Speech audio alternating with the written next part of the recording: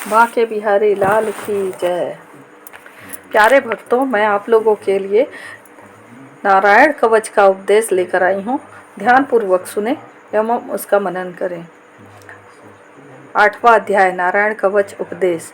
राजा परीक्षित ने पूछा, भगवान देवराज इंद्र ने जिससे सुरक्षित होकर शत्रुओं की चतुरंगिनी सेना को खेल खेल में अनायास ही जीतकर त्रिलोकी की राज्य लक्ष्मी का उपभोग किया, आप उस नारायण कवच को मुझे सुनाइए और यह भी बतलाइए कि उन्होंने उससे सुरक्षित होकर रणभूमि में किस प्रकार आक्रमणकारी शत्रुओं पर विजय प्राप्त की। श्री सुखदेव जी ने कहा, परीक्षित, जब देवताओं ने विश्वरूप को पुरोहित बना लिया, तब देवराज इंद्र ने प्रश्न करने पर विश्वरूप ने उन्हें नारायण कवच का उपदेश किया। तुम एकाग्रचित होकर उसका श्रवण करो। विश्वरूप ने कहा, देवराज इंद्र, भय का अवसर उपस्थित होने पर नारायण कवच धारण करके अपने शरीर की रक्षा कर लेना चाहिए। उसकी विधि यह है, सबसे पहले हाथ पैर धोकर आचमन करे, फिर हाथ में कुश की पवित्री धारण करके उत्तर मुंह होकर बैठ जाएं। इसके बाद कवच धारण पर्यंत और कुछ न बोलने का निश्चय करके पवित्रता से ओम नमो नारायणाय और ओम नमो भगवते वासुदेवाय इन मंत्रों के द्वारा हृदय आदि अगन्यास और अनुष्ठादि करन्यास करें। पहले ओम नमो नारायणाय इस अष्टाक्षर मंत्र के ओम आदि 8 अक्षरों का क्रमशः पैरों, घुटनों, जांघों, पेट, हृदय, वक्ष स्थल, मुख और सिर से न्यास करें अथवा पूर्वोक्त मंत्र से मकार से लेकर ओमकार पर्यंत 8 अक्षरों का सिर से आरंभ करके उन्हीं 8 अंगों में विपरीत क्रम से न्यास करें। तदंतर ओम नमो भगवते वासुदेवाय द्वारा इस 12 अक्षर मंत्र के ओम आदि 12 अक्षरों आदि दाईं तर्जनी से बाईं तर्जनी तक दोनों हाथ की 8 उंगलियों और दोनों अंगूठों की 2-2 गांठों में न्यास करें। फिर ओम विश्वस्पे नमः इस मंत्र के पहले अक्षर ओम का हृदय से, वी का ब्रह्मरंध्र से और श का भौहों के बीच, ण का चोटी से और वे का दोनों नेत्रों से और न का शरीर की सब 8 गांठों के न्यास करें। तदंतर ओम म अष्टाय फट कहकर दिक्बद्ध करें। इस प्रकार न्यास करने से इस विधि को जानने वाला पुरुष मंत्र स्वरूप हो जाता है। इसके बाद समग्र ऐश्वर्य, धर्म, यश, लक्ष्मी, ज्ञान और वैराग्य से परिपूर्ण इष्ट देव भगवान का ध्यान करे और अपने को भी तदरूप ही चिंतन करे। तत्पश्चात विद्या, तेज और तपोबल इस कवच का पाठ करे। भगवान श्री हरि गरुड़ जी के पीठ पर अपने चरण कमल रखे हुए हैं। अणिमादि 8 सिद्धियां उनकी सेवा कर रही हैं। 8 हाथों में शंख, चक्र, ढाल, तलवार, गदा, बाण, धनुष और पास फंदा धारण किए हुए हैं। वे ही ओमकार स्वरूप प्रभु सब प्रकार से सब ओर से मेरी रक्षा करें। मत्स्य मूर्ति भगवान जल के भीतर जल जंतुओं से और वरुण के पास से मेरी रक्षा करें। माया से ब्रह्मचारी का रूप धारण करने वाले पावन भगवान स्थल पर और विश्वरूप त्रिविक्रम भगवान आकाश से मेरी रक्षा करें। जिनके घोर अट्टहास से सब दिशाएं गूंज उठी थी और गर्भवती दैत्य पत्नियों के गर्भ गिर गए थे, वे दैत्य युद्धपतियों के शत्रु भगवान नृसिंह किले, जंगल, रणभूमि आदि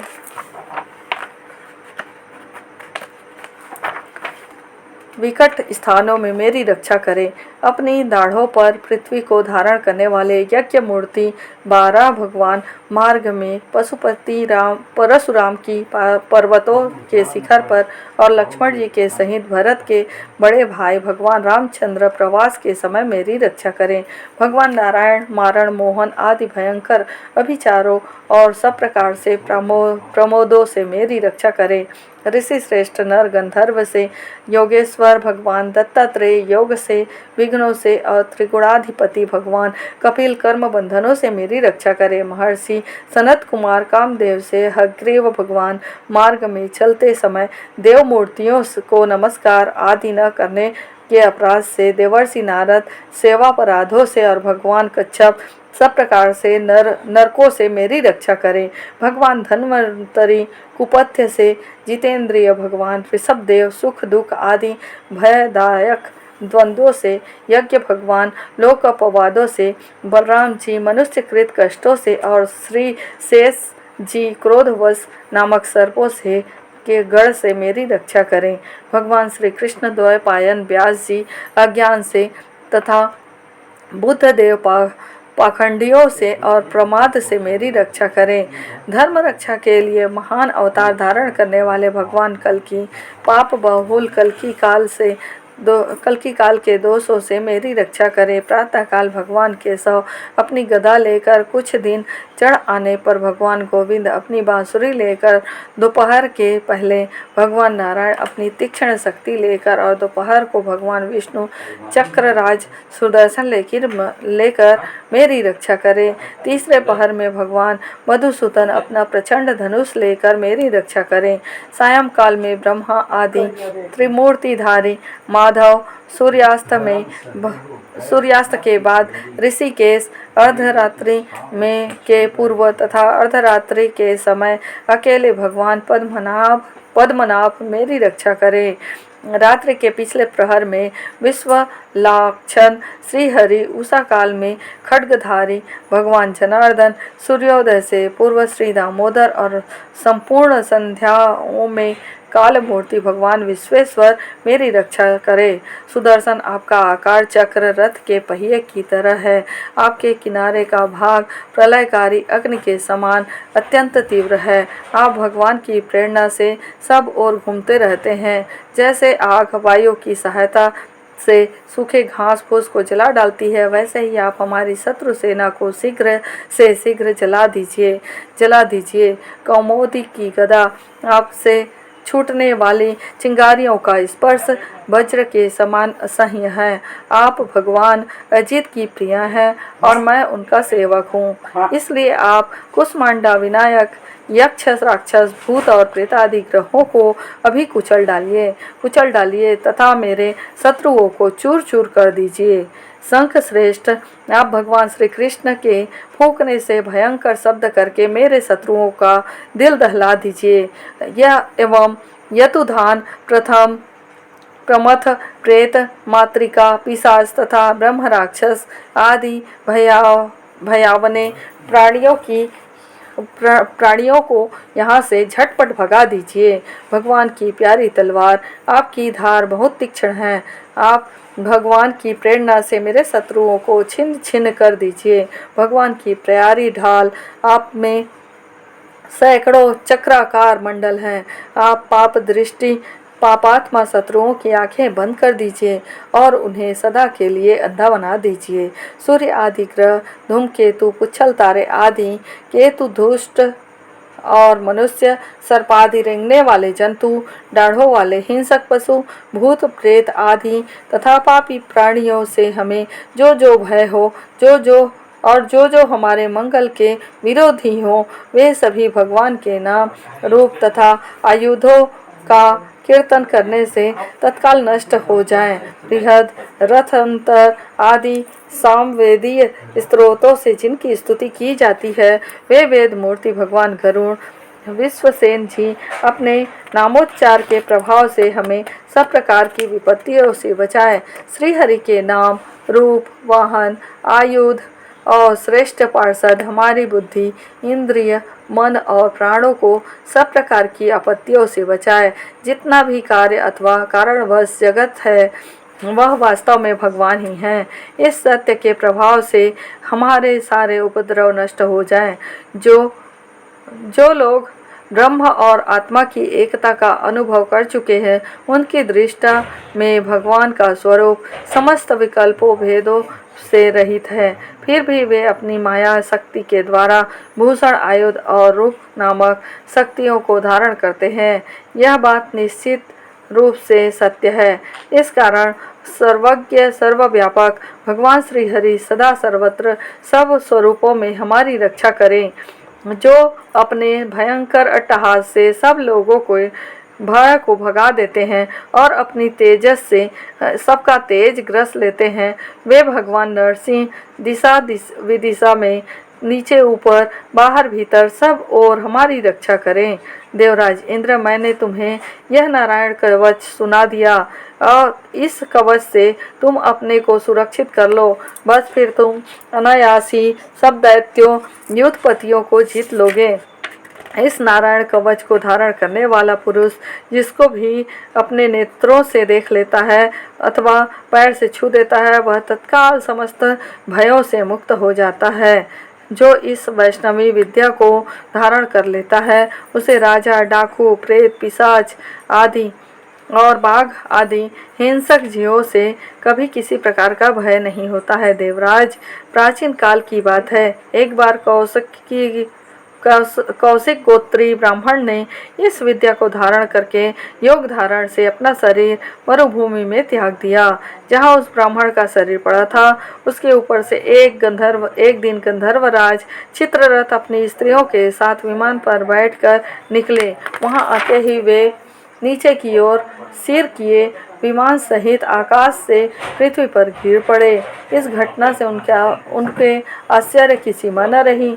जब उन्हें वाल्वखिल्यमनिया ने बतलाया कि यह नारायण कवच धारण करने का प्रभाव है, तब उन्होंने उस ब्राह्मण देवता की हड्डियों को ले जाकर पूर्ववाहिनी सरस्वती नदी में प्रवाहित कर दिया। फिर स्नान करके वे अपने लोक को गए।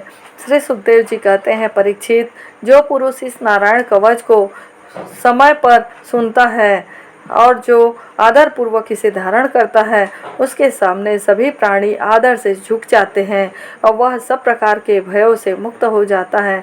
परीक्षित, सतक्रतु इंद्र ने आश्चर्य विश्वरूप जी से यह वैष्णवी विद्या का प्राप्त करके रणभूमि में असुरों को जीत लिया। वे त्रैलोक्य लक्ष्मी का उपभोग करने लगे। बोलो श्री बाके बिहारी लाल की जय। बोलो मोहन भैया की जय। श्री कृष्ण जी की जय। नारायण कवच की जय। 32 प्रकार के सेवा अपराध माने गए हैं। पहला, सवारी पर चढ़कर अथवा पैरों में खड़ाऊ पहनकर श्री भगवान के मंदिर में जाना। रथ यात्रा, जन्माष्टमी आदि उत्सवों का न करना, उनके दर्शन न करना। श्री मूर्ति के दर्शन करके प्रणाम न करना। असुचि अवस्था में दर्शन करना। एक हाथ से प्रणाम करना। परिक्रमा करते समय भगवान के सामने आकर रुककर फिर परिक्रमा करना अथवा केवल सामने से ही परिक्रमा करना। श्री भगवान के श्री विग्रह के सामने पैर पसार कर बैठना। श्री भगवान के श्री विग्रह के सामने दोनों घुटनों को ऊंचा करके उनको हाथों से लपेट कर बैठ जाना। श्री भगवान के श्री विग्रह के सामने सोना। श्री भगवान के श्री विग्रह के सामने भोजन करना। श्री भगवान के श्री विग्रह के सामने झूठ बोलना। श्री भगवान के श्री विग्रह के सामने जोर से बोलना। श्री भगवान के श्री विग्रह के सामने आपस में बातचीत करना। श्री भगवान के श्री विग्रह के सामने चिल्लाना। श्री भगवान के श्री विग्रह के सामने कलह करना। श्री भगवान के श्री विग्रह के सामने किसी को पीड़ा देना। श्री भगवान के श्री विग्रह के सामने किसी पर अनुग्रह करना। श्री भगवान के श्री विग्रह के सामने किसी को निष्ठुर वचन बोलना। श्री भगवान के श्री विग्रह के सामने कंबल से सारा शरीर ढक लेना। श्री भगवान के श्री विग्रह के सामने दूसरों की निंदा करना। श्री भगवान के श्री विग्रह के सामने दूसरों की स्तुति करना। श्री भगवान के श्री विग्रह के सामने अश्लील शब्द बोलना। श्री भगवान के श्री विग्रह के सामने अधो वायु का त्याग करना। शक्ति रहते हुए भी गौड़ अर्थात सामान्य उपचारों से भगवान की सेवा पूजा अर्चना। श्री भगवान को निवेदित किए बिना किसी भी वस्तु का खाना पीना। जिस ऋतु में जो फल है उसे सबसे पहले भगवान श्री भगवान को न चढ़ाना, किसी शाख या फलादि के आगे भाग को तोड़कर भगवान के व्यंजनादि के लिए देना, श्री भगवान के श्री विग्रह को पीठ देकर बैठना, श्री भगवान के शिव विग्रह के सामने दूसरे किसी को प्रणाम करना, गुरुदेव की अभ्यर्थना, कुशल प्रश्न और उनका स्तवन न करना, अपने मुख से अपनी प्रशंसा करना, किसी भी देवता की निंदा करना। बोलो बांके बिहारी लाल की जय। 9वां अध्याय विश्वरूप वध। बोलो बांके बिहारी लाल की जय हो। बोलो बांके बिहारी लाल की जय, मोहन भैया की जय। 10वां अध्याय देवताओं द्वारा दधीचि ऋषि की अस्थियों से व्रज निर्माण और वृतासुर की सेना पर आक्रमण। श्री सुखदेव जी कहते हैं, परीक्षित, विश्व के जीवनदाता श्रीहरि इंद्र को इस प्रकार आदेश देकर देवताओं के सामने वहीं से के वहीं अंतर ध्यान हो गए। अब देवताओं ने उदार शिरोमणि अथर्ववेदी दधीचि ऋषि के पास जाकर भगवान के आज्ञा अनुसार याचना की। देवताओं की याचना सुनकर दधीचि ऋषि को बड़ा आनंद हुआ। उन्होंने हंसकर देवताओं से कहा, देवताओं, आप लोगों को संभवतः यह बात नहीं मालूम है कि मरते समय प्राणियों को बड़ा कष्ट होता है। उन्हें जब तक चेत रहता है बड़ी असह्य पीड़ा सहनी पड़ती है और अंत में वे मूर्छित हो जाते हैं। जो जीव जगत में जीवित रहना चाहते हैं उनके लिए शरीर बहुत ही अनमोल, प्रीतम एवं अभीष्ट वस्तु है। ऐसी स्थिति में स्वयं विष्णु भगवान भी यदि जीव से उसका शरीर मांगे तो कौन उसे देने का साहस करेगा। देवताओं ने कहा, ब्राह्मण, आप जैसे उदार और प्राणियों पर दया करने वाले महापुरुष, जिनके कर्मों की बड़े बड़े यशस्वी महानुभाव भी प्रशंसा करते हैं, प्राणियों की भलाई के लिए कौन सी वस्तु निछावर नहीं कर सकते। भगवान, इसमें संदेह नहीं कि मांगने वाले लोग स्वार्थी होते हैं। उनमें देने वालों की कठिनाई का विचार करने की बुद्धि नहीं होती। यदि उनमें इतनी समझ होती तो ये मांगते ही क्यों। इसी प्रकार दाता भी मांगने वाले की विपत्ति नहीं जानता, अन्यथा उसके मुंह से कदापि नाही न निकलती। इसलिए आप हमारी विपत्ति समझकर हमारी याचना पूर्ण कीजिए। दधीचि ऋषि ने कहा, देवताओं, मैंने आप लोगों के मुंह से धर्म की बात सुनने के लिए ही आपकी मांग के प्रति उपेक्षा दिखलाई थी। यह लीजिए, मैं अपने प्यारे शरीर को आप लोगों के लिए अभी छोड़े देता हूँ, क्योंकि एक दिन यह स्वयं ही मुझे छोड़ने वाला है। देव शिरोमणियों, जो मनुष्य इस विनाशी शरीर से दुखी प्राणियों पर दया करके मुख्यतः धर्म और गौणतः यश का संपादन नहीं करता, वह जड़ पेड़ पौधों से भी गया बीता है। बड़े बड़े महात्माओं ने इस अविनाशी धर्म की उपासना की है। उसका स्वरूप बस इतना ही है कि मनुष्य किसी भी प्राणी के दुख में दुख का अनुभव करे और सुख में सुख का। जगत के धन जन और शरीर आदि परम पदार्थ क्षण भंगुर है। ये अपने किसी काम नहीं आते, अंत में दूसरों के ही काम आएंगे। ओह, यह कैसी कृपणता है। कितने दुख की बात है कि यह मरण धर्मा मनुष्य इनके द्वारा दूसरों का उपकार नहीं कर लेता। श्री सुखदेव जी कहते हैं, परीक्षित, अथर्ववेदी महर्षि दधीचि ने ऐसा निश्चय करके अपने को परब्रह्म परमात्मा श्री भगवान में लीन करके अपना स्थूल शरीर त्याग दिया। उनके इंद्रिय, प्राण, मन और बुद्धि संयत थे, दृष्टि तत्वमयी थी, उनके सारे बंधन कट चुके थे। अतः जब वे भगवान से अत्यंत युक्त होकर स्थित हो गए, तब उन्हें इस बात का पता ही न चला कि मेरा शरीर छूट गया। भगवान की शक्ति पाकर इंद्र का बल पौरुष उन्नति की सीमा पर पहुंच गया। अब विश्वकर्मा जी ने दधीचि ऋषि की हड्डियों से व्रज बनाकर उन्हें दिया और वे उसे हाथ में लेकर ऐरावत हाथी पर सवार हुए। उनके साथ साथ सभी देवतागण तैयार हो गए। बड़े बड़े ऋषि मुनि देव राजेंद्र की स्तुति करने लगे। अब उन्होंने त्रिलोकी को हर्षित करते हुए वृतासुर का वध करने के लिए उस पर पूरी शक्ति लगाकर धावा बोल दिया। ठीक वैसे ही जैसे भगवान रुद्र क्रोधित होकर स्वयं काल पर ही आक्रमण कर रहे हों।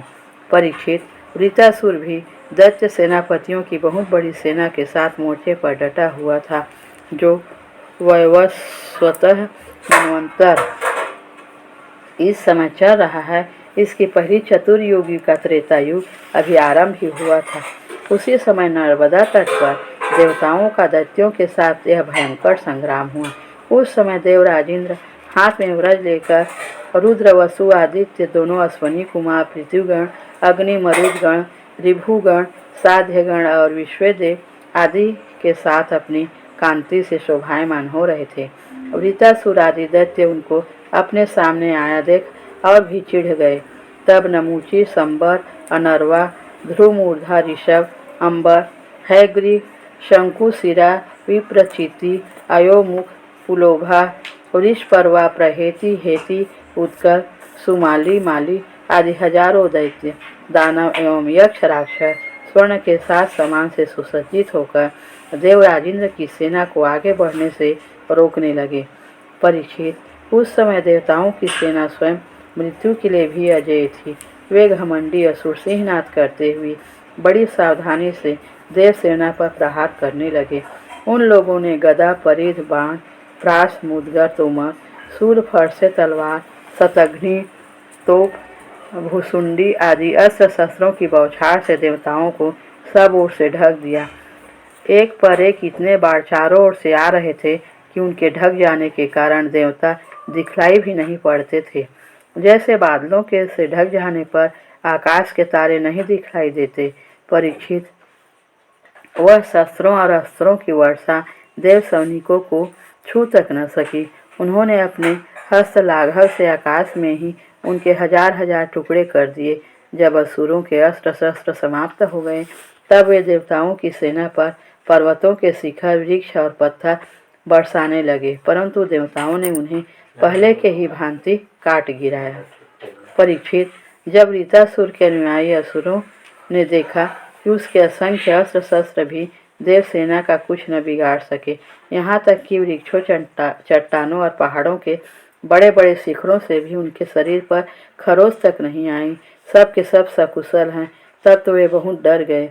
दैत्य लोग देवताओं को पराजित करने के जो प्रयत्न करते वे सब के सब निष्फल हो जाते। ठीक वैसे ही जैसे भगवान श्री कृष्ण के द्वारा सुरक्षित भक्तों पर क्षुद्र मनुष्यों के कठोर और अमंगलमय दुर्वचनों का कोई प्रभाव नहीं पड़ता। भगवत द्विमुख असुर अपना प्रयत्न व्यर्थ देखकर उत्साह रहित हो गए। उनका वीरता का घमंड जाता रहा। अब वे अपने सरदार वृतासुर को युद्ध भूमि में ही छोड़कर भाग खड़े हुए, क्योंकि देवताओं ने उनका सारा बल पौरुष छीन लिया था। जब धीर वीर वृतासुर ने देखा कि मेरे अनुयायी असुर भाग रहे हैं और अत्यंत भयभीत होकर मेरी सेना भी तहस नहस और तितर बितर हो रही है, तब वह हंसकर कहने लगा, वीर शिरोमणि वृतासुर ने समयानुसार विरोचित वाणी से विप्रचिति, नमूची, पुलोमा, मय, अनर्वा, संबर आदि दैत्यों को संबोधित करके कहा, असुरों, भागो मत, मेरी एक बात सुन लो।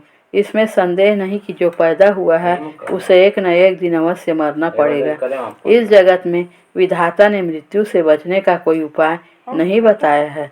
ऐसी स्थिति में यदि मृत्यु के द्वारा स्वर्ग आदि लोक और सुयश भी मिल रहा हो तो ऐसा कौन बुद्धिमान है जो उस उत्तम मृत्यु को न अपनाएगा।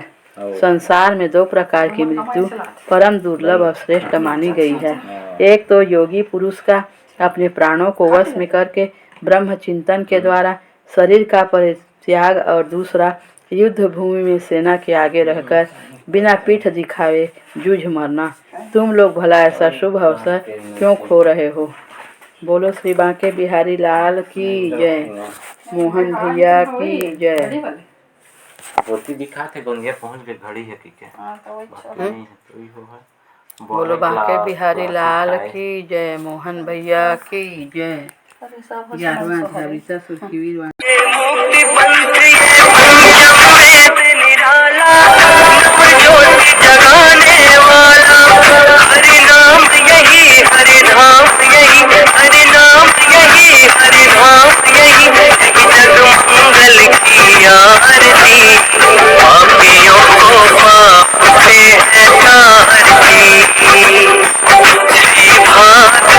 भगवान की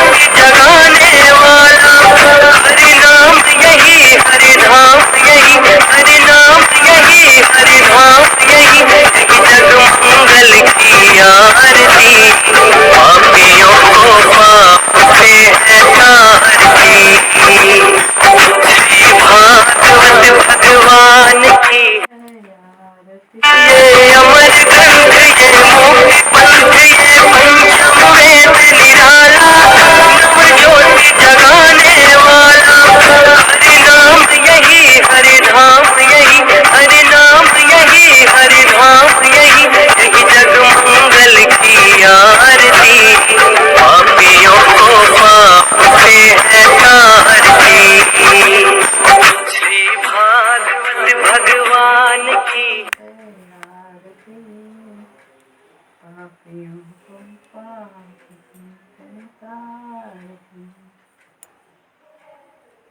करेला पत्ता दमी तोला नीम पत्ता गाय के पेशाब वाले है तुलसी।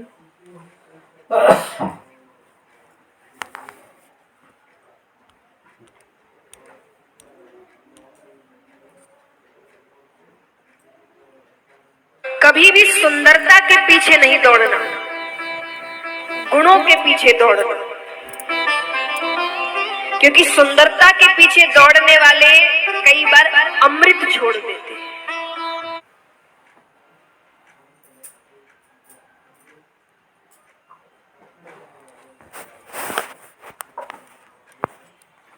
एक वैद्य जी का मकान था। वे परिवार सहित उस इमारत के पिछले हिस्से में रहते थे और अगले हिस्से में दवाखाना खोल रखा था। उनकी पत्नी की आदत थी कि दवाखाना खोलने से पहले वह वैद्य जी को उस दिन के घरेलू आवश्यक सामान की सूची एक चिट्ठी में लिखकर दे देती थी। वैद्य जी गद्दी पर बैठकर पहले भगवान का नाम लेते, फिर वह चिट्ठी खोलते। पत्नी ने जो चीजें लिखी होती उनके भाव देखते, फिर उनका हिसाब करते, फिर परमात्मा से प्रार्थना करते कि हे भगवान, मैं केवल तेरे ही आदेश के अनुसार तेरी भक्ति छोड़कर यहाँ दुनियादारी के चक्कर में आकर बैठा हूँ। वैद्य जी कभी अपने मुंह से किसी रोगी से फीस नहीं मांगते थे। कोई देता था, कोई नहीं देता था, किंतु एक बात निश्चित थी कि जो ही उस दिन के आवश्यक सामान खरीदने योग्य पैसे पूरे हो जाते थे, उसके बाद वह किसी से भी दवा के पैसे नहीं लेते थे, चाहे रोगी कितना ही धनवान क्यों न हो।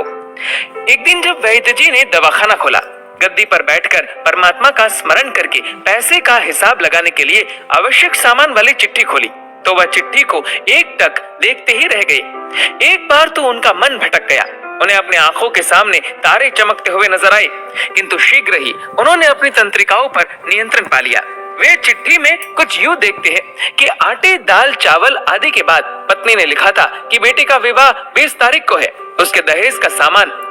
कुछ देर तो वैद्य जी सोचते रहे, फिर बाकी चीजों की कीमत लिखने के बाद दहेज के सामने लिखा, ये काम परमात्मा का है, परमात्मा जाने। एक दो रोगी जो आए हुए थे, उन्हें वैद्य जी ने देखकर दवाई देना शुरू कर दिया। इसी दौरान एक बड़ी सी कार उनके दवाखाने के सामने आकर रुकी। वैद्य जी ने कोई खास तवज्जो नहीं दी, क्योंकि कई कारों वाले उनके पास आते रहते थे। जब पूर्व उपस्थित मरीज दवाई लेकर चले गए, तो वह सूटेड बूटेड साहब कार से बाहर निकले और नमस्ते करके बेंच पर बैठ गए। वैद्य जी ने कहा कि अगर आपको अपने लिए दवा लेनी है तो इधर स्टूल पर आए, ताकि आपकी नाड़ी देख लूं, और अगर किसी रोगी के लिए दवाई लेकर जानी है तो बीमारी की स्थिति का वर्णन करें। वह साहब कहने लगे, वैद्य जी, आपने मुझे पहचाना नहीं। मेरा नाम कृष्णलाल है, लेकिन आप मुझे पहचान भी कैसे सकते हैं, क्योंकि मैं 15-16 साल बाद आपके दवाखाने पर आया हूँ। आपको पिछली मुलाकात का हाल सुनाता हूँ, फिर आपको सारी बात याद आ जाएगी।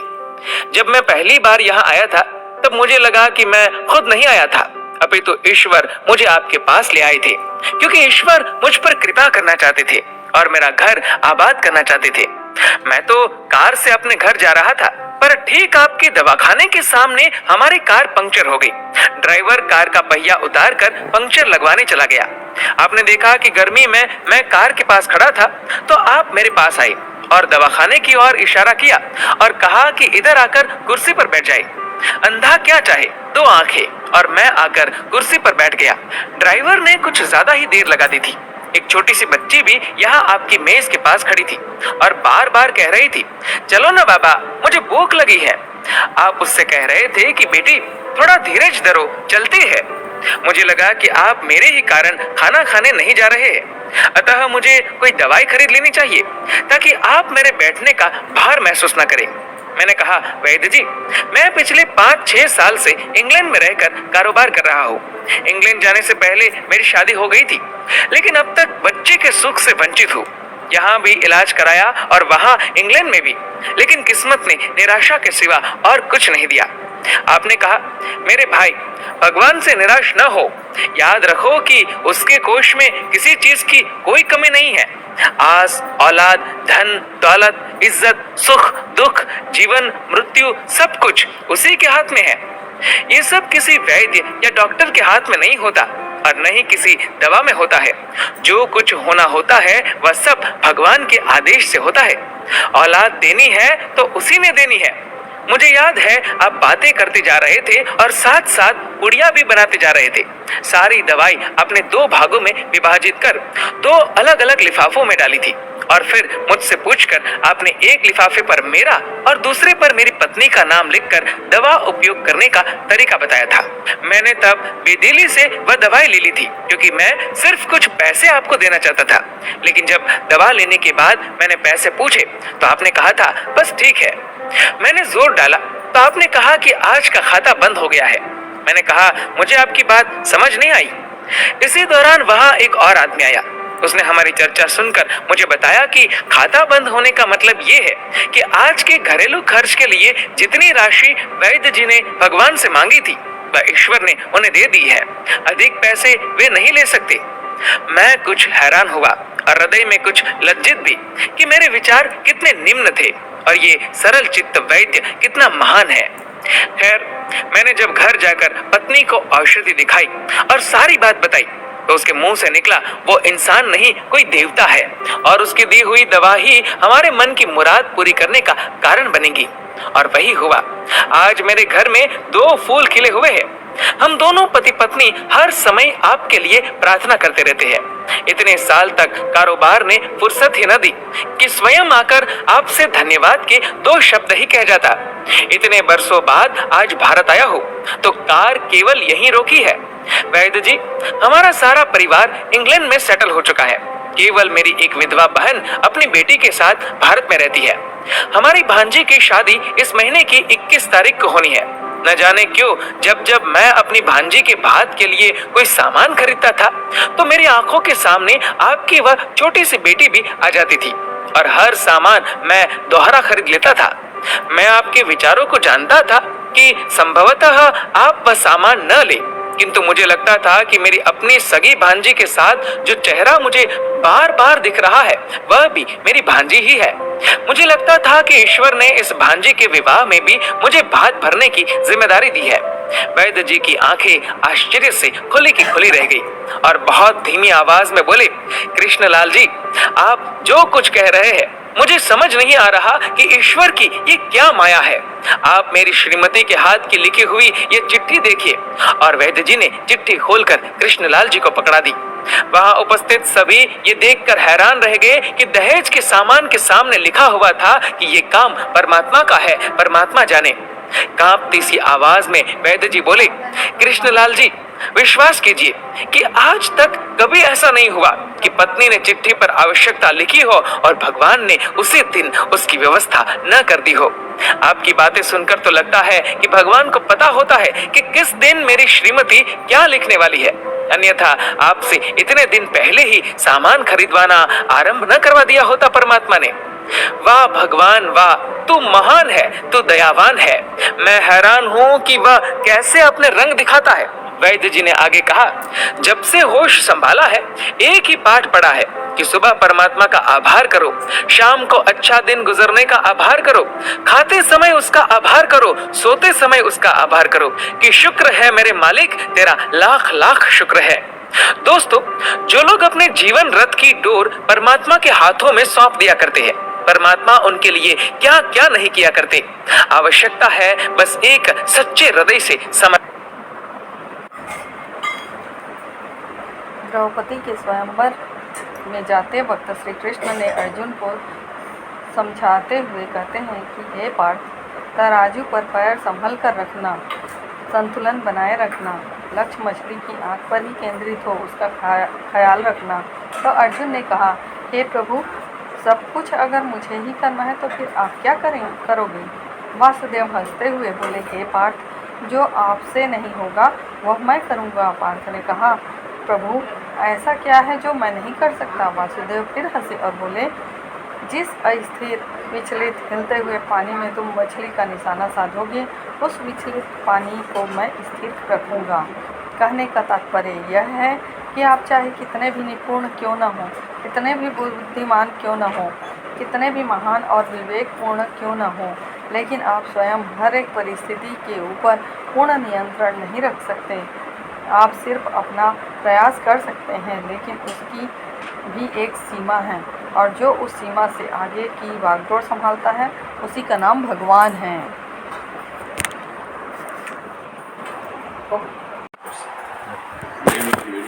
14वां अध्याय वृत्तासुर का पूर्व चरित्र। राजा परीक्षित ने कहा, भगवान वृत्तासुर का स्वभाव तो बड़ा रजोगुणी तमोगुणी था। वह देवताओं को कष्ट पहुंचाकर पाप भी करता ही था।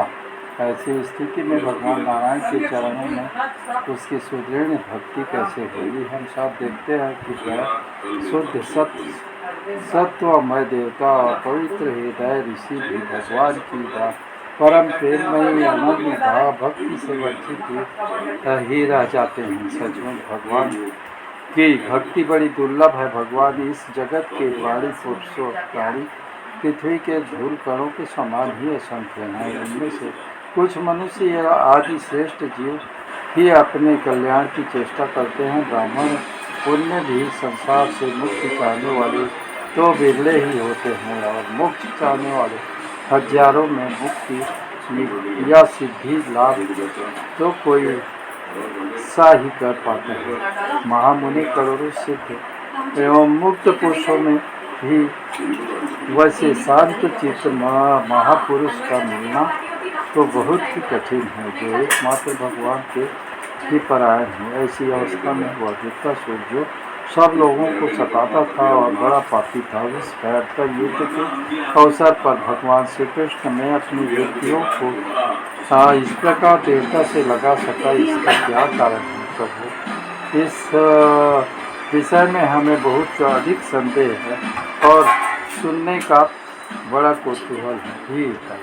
वृत्तासुर का बल पौरुष कितना महान था कि उसने रणभूमि में देवराज इंद्र को भी संतुष्ट कर दिया। सूत जी कहते हैं, सोनकाद ऋषियों भगवान सुखदेव जी ने परम श्रद्धालु राजर्षि परीक्षित का यह श्रेष्ठ प्रश्न सुनकर उनका अभिनंदन करते हुए यह बात कही। सुखदेव जी ने कहा, परीक्षित तुम सावधान होकर इस इतिहास को सुनो। मैंने इसे अपने पिता व्यास जी, देवर्षि नारद और महर्षि देवल के मुँह से भी विधिपूर्वक सुना था। प्राचीन काल की बात है। सूरसेन देश में चक्रवर्ती सम्राट महाराज चित्रकेतु राज्य करते थे। उनके राज्य में पृथ्वी स्वयं ही प्रजा की इच्छा के अनुसार अन्न रस दे दिया करती थी। उनके 1 करोड़ रानियाँ थीं और वे स्वयं संतान उत्पन्न करने में समर्थ भी थे, परंतु उनमें से किसी के भी गर्भ से कोई संतान न थी। जो महाराज चित्रकेतु को किसी बात की कमी न थी। सुंदरता, उदारता, युवावस्था, कुलीनता, विद्या, ऐश्वर्य और संपत्ति आदि सभी गुणों से संपन्न थे। फिर भी उनकी पत्नियां बांझ थी, इसलिए उन्हें बड़ी चिंता रहती थी। वे सारी पृथ्वी के एक छत्र सम्राट थे। बहुत सी सुंदरी रानियां थीं तथा सारी पृथ्वी उनके वश में थी। सब प्रकार की संपत्तियां उनकी सेवा में उपस्थित थी, परंतु वे सब वस्तुएं उन्हें सुखी न कर सकी। एक दिन साप और वरदान में समर्थ अंगिरा ऋषि स्वच्छंद रूप से विभिन्न लोकों में विचरते हुए राजा चित्रकेतु के महल में पहुँच गए। राजा ने प्रत्युत्थान और अर्घ्य आदि से उनकी विधि पूर्वक पूजा की। आतिथ्य सत्कार हो जाने के बाद जब अंगिरा ऋषि सुखपूर्वक आसन पर विराज गए, तब राजा चित्रकेतु भी शांत भाव से उनके पास ही बैठ गए। महाराज महर्षि अंगिरा ने देखा कि यह राजा बहुत ही विनयी है और मेरे पास पृथ्वी पर बैठकर मेरी भक्ति कर रहा है। तब उन्होंने चित्रकेतु को संबोधित करके उसे आदर देते हुए यह बात कही। अंगिरा ऋषि ने कहा, राजन, तुम अपने प्रकृतियों, गुरु, मंत्री, राष्ट्र, दुर्ग, कोष, सेना और मित्र के साथ कुशल तो हो ना। जैसे जीव महत्वादि 7 आवरणों से घिरा रहता है, वैसे ही राजा भी इन 7 प्रवृत्तियों से घिरा रहता है। उनकी कुशल से ही राजा की कुशल है। नरेंद्र, जिस प्रकार राजा अपने उपयुक्त प्रवृत्तियों के अनुकूल रहने पर भी राज्य सुख भोग सकता है, वैसे ही प्रकृतियाँ भी अपनी रक्षा का भार राजा पर छोड़कर सुख और समृद्धि लाभ कर सकती हैं। राजन, तुम्हारी रानियाँ, प्रजा, मंत्री, सलाहकार, सेवक, व्यापारी, अमात्य, दीवान, नागरिक, देशवासी, मंडलेश्वर, राजा और पुत्र तुम्हारे वश में ही है ना। सच्ची बात तो यह है कि जिसका मन अपने वश में है उसके ये भी वश में, ये सभी वश में होते हैं। इतना ही नहीं, सभी लोग और लोकपाल भी बड़ी सावधानी से उसे भेंट देकर उनकी प्रसन्नता चाहते हैं। परंतु मैं देख रहा हूँ कि तुम स्वयं संतुष्ट नहीं हो, तुम्हारी कोई कामना अपूर्ण है। तुम्हारे मुँह पर किसी आंतरिक चिंता की चिन्ह झलक रहे हैं। तुम्हारे इस असंतोष का कारण कोई और है या स्वयं तुम हो। परीक्षित, महर्षि अंगिरा यह जानते थे कि राजा के मन में किस बात की चिंता है, फिर भी उन्होंने उनसे चिंता के संबंध में अनेकों प्रश्न पूछे। चित्रकेतु को संतान की कामना थी, अतः महर्षि के पूछने पर उन्होंने विनय से झुककर निवेदन किया। सम्राट चित्रकेतु ने कहा, भगवान, जिन योगियों के तपस्या, ज्ञान, धारणा, ध्यान और समाधि के द्वारा सारे पाप नष्ट हो चुके हैं, उसके लिए प्राणियों के बाहर या भीतर ऐसे कौन सी बात जिसे वे न जानते हैं। ऐसा होने पर कि जब आप सब कुछ जानबूझकर मुझसे मेरे मन की चिंता पूछ रहे हैं, तब मैं आपकी आज्ञा और प्रेरणा से आप अपनी चिंता आपके चरणों में निवेदन करता हूँ। मुझे पृथ्वी का साम्राज्य, ऐश्वर्य और संपत्तियाँ, जिनके लिए लोकपाल भी लालायित रहते हैं, प्राप्त है, परंतु संतान न होने के कारण मुझे इन सुख भोगों से उसी प्रकार तनिक भी शांति नहीं मिल रही जैसे भूखे प्यासे प्राणी को अन्न जल के सिवा दूसरे भोग से। महाभाग्यवान महर्षि, मैं तो दुखी हूँ ही, पुण्यदान न मिलने की आशंका से मेरे भीतर भी दुखी हो रहे हैं। अब आप हमें संतान दान करके परलोक में प्राप्त होने वाले घोर नरक से उबारिए। ऐसी व्यवस्था कीजिए कि मैं लोक परलोक के सब दुखों से छुटकारा पा सकूं। सुखदेव जी कहते हैं, परीक्षित, जब राजा चित्रकेतु ने इस प्रकार प्रार्थना की, तब सर्वसमर्थ एवं परम कृपालु ब्रह्मपुत्र भगवान अंगिरा ने त्वष्टा देवता की योग्य चरु निर्माण करके उनके भजन उनका यज्ञ किया। परीक्षित, राजा चित्रकेतु की रानियां वे सबसे बड़ी और सद्गुणवती महारानी कृतज्योति थी। महर्षि अंगिरा ने उन्हीं को यज्ञ का शेष प्रदान किया और राजा चित्रकेतु से कहा, राजन, तुम्हारी पत्नी के गर्भ से एक पुत्र होगा जो तुम्हें हर्ष और शोक दोनों ही देगा। यूँ कहकर अंगिरा ऋषि चले गए। उस यज्ञावशेष प्रसाद के खाने से महारानी कृतज्योति ने महाराज चित्रकेतु के द्वारा गर्भ धारण किया, जैसे कृतिका ने अपने गर्भ में अग्नि कुमार को धारण किया। राजन, सूरसेन देश के राजा चित्रकेतु के देश से कृतज्योति का गर्भ शुक्ल पक्ष के चंद्रमा के समान दिनों दिन क्रमशः बढ़ने लगा। तदंतर समय आने पर महारानी कृतज्योति के गर्भ से एक सुंदर पुत्र का जन्म हुआ। उसके जन्म का समाचार पाकर सूरसेन देश की प्रजा बहुत ही आनंदित हुई। सम्राट चित्रकेतु के आनंद का तो कहना ही क्या था। वे स्नान करके पवित्र हुए, फिर उन्होंने वस्त्राभूषणों से सुसज्जित हो ब्राह्मणों से स्वस्ति वाचन कराकर और आशीर्वाद लेकर पुत्र का जात कर्म संस्कार करवाया। उन्होंने उन ब्राह्मणों को सोना, चांदी, वस्त्र, आभूषण, गांव, घोड़े, हाथी और 6 अर्बुद गौएं दान की। उदार शिरोमणि राजा चित्रकेतु ने पुत्र के धन, यश और आयु की वृद्धि के लिए दूसरे लोगों को भी मुँह मांगी वस्तुएं दी।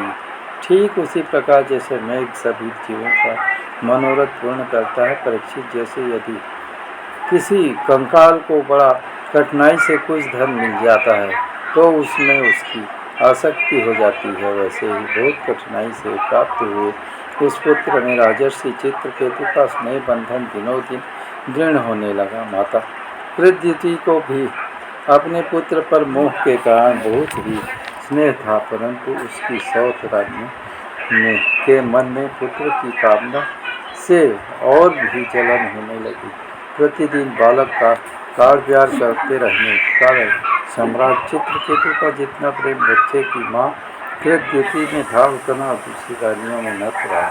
इस प्रकार एक तो वे रानियाँ संतान न होने कारण ही दुखी थीं, दूसरा राजा चित्रकेतु उनकी उपेक्षा कर दी, अतः वे डाह से अपने को धिक्कारने लगे। मन ही मन जलने लगी। वे आपस में कहने लगी, अरे बहनों, पुत्रहीन स्त्री बहुत ही अभागिनी होती है। पुत्र वाली सौतें तो दासी के समान उनका तिरस्कार करती हैं, और तो और स्वयं पति देव ही उसे पत्नी करके नहीं मानते। सचमुच पुत्रहीन स्त्री धिक्कार के योग्य है। भला दासियों को क्या दुख है, वे तो अपने स्वामी की सेवा करके निरंतर सम्मान पाती रहती हैं, परंतु हम अभागिनी तो इस समय उससे भी गई बीती हो रही हैं और दासियों की दासी के समान बार बार तिरस्कार पा रही हैं। परीक्षित, इस प्रकार वे रानियां अपनी सौत की गोद भरी देखकर जलती रहती थी और राजा भी उनकी ओर से उदासीन हो गए थे। फलतः उनके मन में कृत्यवती के प्रति बहुत अधिक द्वेष हो गया। द्वेष के कारण रानियों की बुद्धि मारी गई, उनके चित्त में क्रूरता छा गया। उन्हें अपने पति चित्रकेतु का पुत्र स्नेह सहन न हुआ, इसलिए उन्होंने चिढ़कर नन्हे से राजकुमार को विष दे दिया। महारानी कृत्यवती को सौतों की इस घोर पापमयी क्रूरता का कुछ भी पता न था, तो उन्होंने दूसरे से देखकर समझ लिया कि बच्चा सो रहा है, इसलिए उन्होंने दूर से देखकर समझ लिया कि बच्चा सो रहा है, इसलिए वे महल में इधर उधर डोलती रही। बुद्धिमती रानी ने यह देखकर कि बच्चा बहुत देर से सो रहा है, धाय से कहा, कल्याणी, मेरे लाल को ले आ। धाय ने सोते हुए बच्चे के पास जाकर देखा कि उसके नेत्रों की पुतलियाँ उलट गई हैं। प्राण, इंद्रिय और जीवात्मा ने भी उनके शरीर से विदा ले ली है। यह देखते ही हाय रे, मैं मारी गई, इस प्रकार कहकर वह धरती पर गिर पड़ी। धाय अपने दोनों हाथों से छाती पीट कर बड़े आर्त स्वर में जोर जोर से रोने लगी। उसका रोना सुनकर महारानी कृत्यवती जल्दी जल्दी अपने पुत्र के शयन गृह में पहुंची और उन्होंने देखा कि मेरा छोटा सा बच्चा अकस्मात मर गया।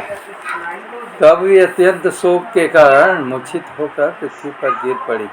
उनके सिर के बाल बिखर गए और शरीर के वस्त्र अस्त व्यस्त हो गए। तदंतर महारानी का रुदन सुनकर निवास में सभी स्त्री पुरुष वहाँ दौड़े आए और सहानुभूतिवश अत्यंत दुखी होकर रोने लगे। वे हत्यारी रानियां भी वहां आकर झूठ मूठ रोने का ढोंग करने लगी। जब राजा चित्रकेतु को पता चला कि मेरे पुत्र की अकारण ही मृत्यु हो गई, तब अत्यंत स्नेह के कारण शोक के आवेग से उनकी आंखों में के सामने अंधेरा छा गया। वे धीरे धीरे अपने मंत्रियों और ब्राह्मणों के साथ मार्ग में गिरते पड़ते मृत बालक के पास पहुँचे और मूर्छित होकर उसके पैरों के पास गिर पड़े। उनके केस और वस्त्र इधर उधर बिखर पड़ गए। वे लंबी लंबी सांस लेने लगे। आंसुओं की अधिकता से उनका गला रूंध गया और वे कुछ भी बोल न सके। पति प्राणा रानी कृत्यवती अपने पति चित्रकेतु को अत्यंत शोकाकुल और इकलौते नन्हे से बच्चे को मरा हुआ देख भांति भांति के विलाप करने लगी। उसका यह दुख देखकर मंत्री आदि सभी उपस्थित मनुष्य शोकग्रस्त हो गए। महारानी के नेत्रों में से इतने आंसू बह रहे थे कि वे उनकी आंखों का आयोजन लेकर खेसर और चंदन से चर्चित वक्षस्थल को भिगोने लगी। उनके बाल बिखर रहे थे तथा उनमें बुंदे हुए फूल गिर रहे थे। इस प्रकार वे पुत्र के लिए कुर्री पक्षी के समान उच्च स्वर से मैं विविध प्रकार से विलाप कर रही थी। वे कहने लगी, अरे विधाता, सचमुच तो बड़ा मूर्ख है जो अपनी सृष्टि के प्रतिकूल चेष्टा करता है। बड़े आश्चर्य की बात यह है कि बूढ़े बूढ़े सो जाते तो जीते रहे हैं, बालक मर जाए। यदि वास्तव में तेरे स्वभाव में ऐसी ही विपरीतता है तब तो तू जीवों का अमर शत्रु है। यदि संसार में प्राणियों के जीवन मरण का कोई क्रम न रहे तो वे अपने